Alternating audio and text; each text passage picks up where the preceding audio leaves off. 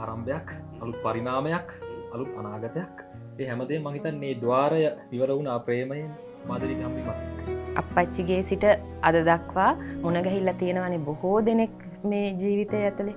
නමුත් පළවෙනි වතාවට මම ගැහණියක් වීම ගැන මට ආඩම්බරයක් ඇති වෙන විදිහට මට සලකපු කෙනා තමයි කසුන්. කතා කරන ඕනම වෙලාවක මම අඬනවා. කියන්නේ අඬනවටත් වැඩිය ඒක නිකන් මේ කඩන් වැටිල්ලක්. කෙලින් කරගන්න බෑ මට මාව. එහෙම වැටිලා මට හිතා ගන්න බැරුව ඉන්න මොහොතක එක මොහොතක මෙයා කෝල් කරලා කිව්වා මම මේ එන ගමන් කියලා. ඊපස්සේ මම කොහොමද එන්නේ කියලා. ඊට පස්සේ නෑ මට වාහනයක් හම්බුණා.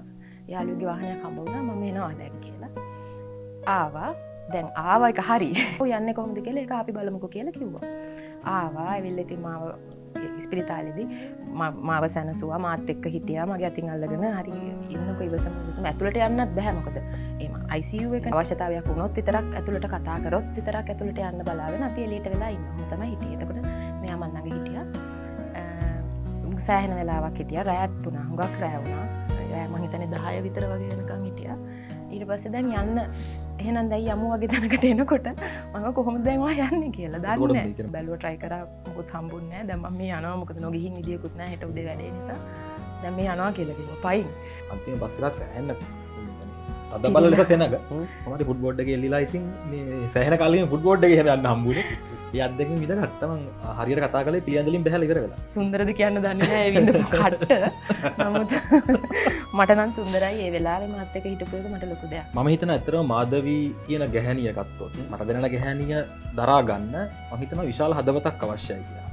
ඉතින් මම විශ්වාස කළා ඒ හදවත මට තියෙනවා කියලා. ඒක ඇත්තටම මාගාව තියෙනවද කියලා මාධවී තමයි උත්තර දෙන්න ඕනේ. ඉතින් මේ මම හිතනවා එහෙම අභියෝගයකුත් තියෙනවා. ඒ කියන්නේ මොකද දැන් මාධවීගේ පෞරුෂය සාමාන්‍යයෙන් දැන් මෙයා මම යාට කියනවත් ඒ ආදරේට මේ මගේ දක්ෂතාවය කියලා. මෙයා හරි දක්ෂයිනේ. මෙයා තුල ඒ ලඳ බොළඳ ගතිත් තියෙනවා. ඒක මම හිතන්නේ ප්‍රේක්ෂකාගාරයේ හැම මොහොතෙම ඒක අත්විඳින්නේ නැහැ. දැන් පෙම්වත හැටියට මට ඒ කොටසත් අත්විඳින්න ලැබෙනවානේ. මෙයා කියන ගැහැණිය මාධවී නැමැති ගැහැණිය තුල තියෙන ඒ බොළඳ කොටසටත් මම ඉතාම ආදරේ, ඉතාම ප්‍රේමණීයයි. එතකොට ඒ තුල ඇත්තටම විශේෂයෙන්ම කියන්න ඕනේ දැන් මාධවී ගැන මට මුලින්ම ඇති වුණේ ඇත්තටම ආකර්ෂණයක් නෙමෙයි. ඒක ප්‍රේමයක්. මම හිතනවා මේක තමයි ආදරය. ඒක ඇති වුණේ ඇත්තටම මාධවී කියන ගැහැණිය වෙනුවෙන්. ඒක මාධවී වස්සලා ඇන්තනී වෙනුවෙන් ඇතිවෙච්ච ප්‍රේමයක් නෙමෙයි.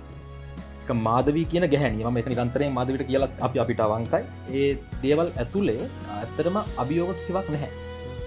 මම හිතන්නේ ඇත්තටම පැමිණෙන යහපත් ප්‍රතිචාර වේවා සියලු දේවල් මම දරා ගන්න සූදානම්. උපේක්ෂාවෙන් ඉවසීමෙන් අපි අපේ ගමන යනවා. හේතුව මොකද කිසිවෙක් නරක නැහැ මේ සමාජය වේවා මේ ලෝකය වේවා කිසිවෙක් නරක නැහැ. මම හිතනවා සියල්ලන්ටම යම් කිසි මොහොතකදී තමන් විනිශ්චය කරන දෙයක් පසුකාලීනව වැටහෙන්න පුළුවන්. ඇත්තටම මොකද්ද වෙලා තියෙන්නේ? ඇත්තටම මොකද්ද මේ අරුත කියලා. ඉතින් ඒ දිහා ඉවසීමෙන් අපි දෙන්න බලාගෙන ඉන්නවා.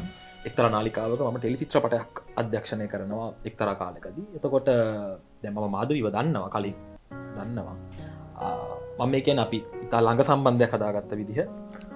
හිතන්නකො සමහරලාට Facebook එකේ දැන් මම වුණත් එහෙමයි. අපි කියෙව්වට ෂෙයාත් කරාට අර account එක ඇතුළට ගිහිල්ලා බලන්නේ නෑනේ මේ කෙනා කවුද කියලා. ෆොටෝ එක චූටියෙක්නේ පේන්නේ හරියට පේන්නේ නෑනේ. මම හිතාගෙන හිටියේ හරියට බැලුවනම් හරියට පේනවා. මම හිතාගෙන හිටියේ කසුන් මයින්ඩ් රහිනට ගිහලා කියන්නේ මේ කලතුණා මිනිහෙක් කියලා. එතකොට මට හම්බ වෙනවා මාධවීගේ බාප්පා කෙනෙක්ව. සුදත් ඇන්තනි. එතකොට සුදත් ඇන්තනි මහත්මයා මගේ වැඩේට සම්බන්ධ වුණා. පස්සේ එයාගේ මගේ පොඩි හිතවත්කමක් හැදෙනවා. ඒ තුල ඊට පස්සේ මම නැවත ටෙලි චිත්‍රපටයක් අධ්‍යක්ෂණය කරද්දී ඒක පිටපතත් මම ලියාගෙන යනවා මෙහෙම. ඒකේ ප්‍රධාන චරිතයේ කාන්තා චරිතයක් තියෙනවා. මම ගෑනු ළමෙක් ඕනේ. ඉතින් මේ මෙයාගේම තිර පිටපතක් මම ඒක කියෙව්වට පස්සේ අවංකවම ඒ කාලෙදී මම ටිකක් මහතට හිටියා කියලා මම හිතුවා. ඉතින් ඒ කියන්නේ මම මෙයාට කතා කරලා කිව්වා මෙයානේ සමාවෙන්න මේ කසුන් මම ටිකක් මහතයි මේ දවස්වල කියලා මම මේ වීඩියෝ එකකුත් යවුවා මේ මගේ තිබිච්ච මොකක් හරි රෙකෝඩින් එකක් බලන්න මේ මගේ දැන් ප්‍රමාණය මම ටිකක් මමට හිතෙනවා ඔයාගේ මේ කතාවට හරියන්නේ සුකුඹුල් ගෑනු ළමෙක් චූටි කෙල්ලෙක් කියන්නේ එහෙම කෙනෙක්. නැවත අපි කතා බහ කරනවා. පස්සේ මාධවීට අවශ්‍ය වෙනවා ගීතයක් නිර්මාණය කරන්න. ඒ කියන්නේ මාධවී මගේ දැන් ප්‍රේම ගීත ගායනා කරලම නැහැ ඊට කලින්. නෑ. ඒ මොහොතේ මගේ අතේ මුදල් ටිකක් තිබුණා හම්බ වෙලා. ඉතින් ඒක නිසා මං හිතුවා මේක නාස්ති කරලා කාලා බීලා ඉවර කරන එකනේ. එහෙම නොකර මේකෙන් ගීතයක් හදාගන්න ඕනේ කියලා හිතලා මම කසුන්ට කිව්වා මට සින්දුවක් කරගන්න ඕනේ කසුන් මේ